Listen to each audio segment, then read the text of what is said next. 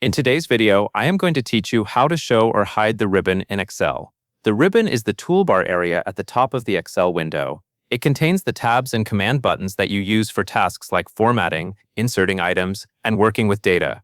In some situations, you may want to hide it to create more space on your screen.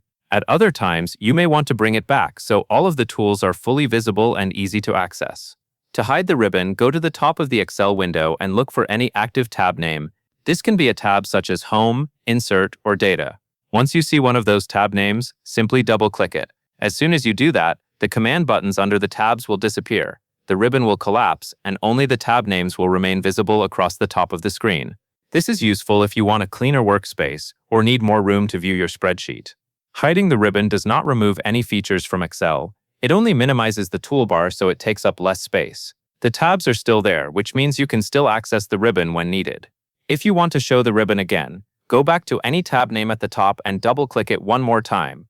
This will lock the ribbon back into its fully expanded view. Once it is expanded, the full set of command buttons will stay visible, making it easier to work with tools and settings while you edit your workbook.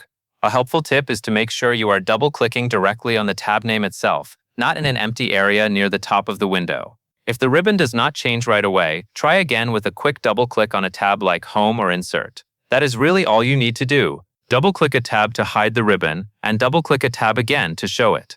It is a very simple way to switch between a larger worksheet view and a full toolbar view, depending on how you want to work in Excel. That covers everything you need to know.